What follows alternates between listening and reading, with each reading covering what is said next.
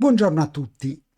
Nella fase finale del Bear-Off, quando manca solo un tiro al termine del game, non sono praticamente utilizzabili le usuali formule sulla corsa, ma occorre invece valutare tutti i tiri favorevoli e sfavorevoli per poter determinare le probabilità di vittoria nel game.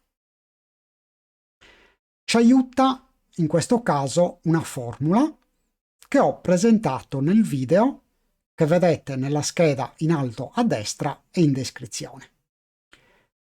Nel video sono state presentate anche alcune posizioni in cui ho applicato questa formula.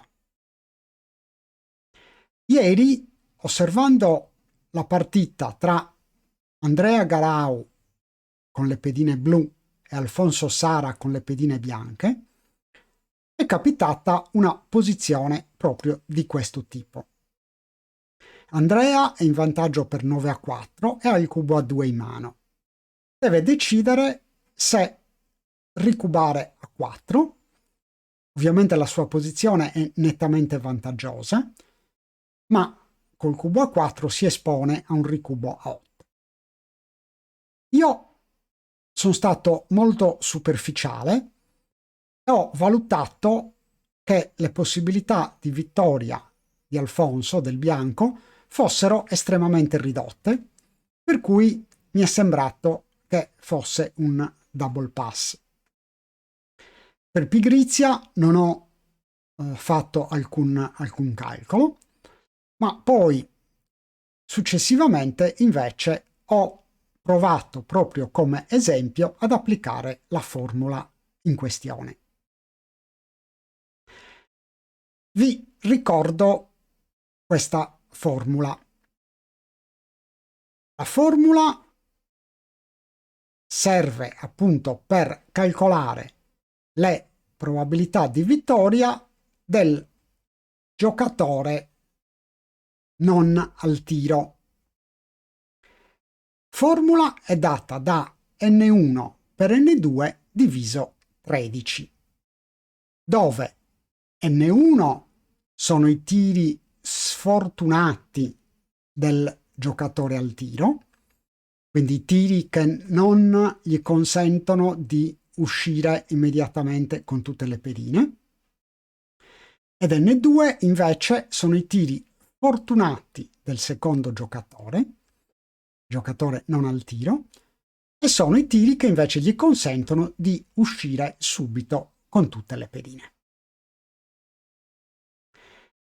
Quindi, applicando questa formula alla posizione che abbiamo visto, abbiamo che n1, quindi i tiri sfortunati del giocatore al tiro di Andrea del blu, sono 30, cioè tutti i tiri non doppi.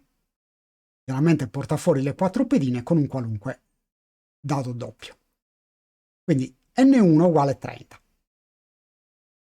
Invece n2, quindi i casi fortunati per Alfonso, il bianco, sono il 6-5, 6-4, 5-4, più tutti i doppi maggiori di 2, 6-6, 5-5, 4-4 e 3-3, per un totale di 10.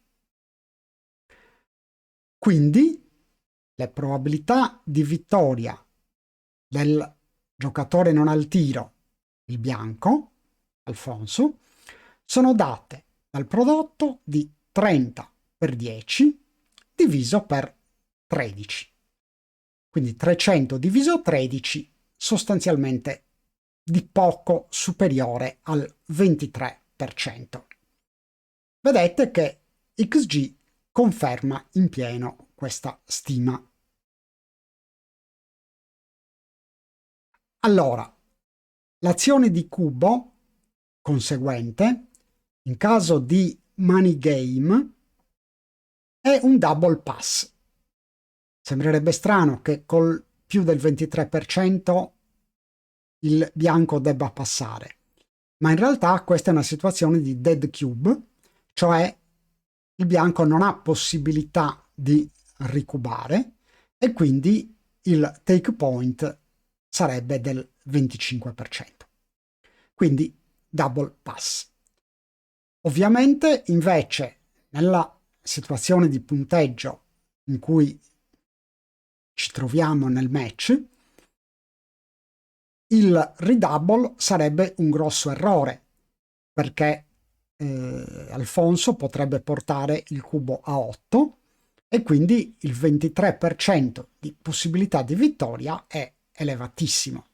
Infatti, vedete che XG è molto drastico nel considerare l'azione corretta no double.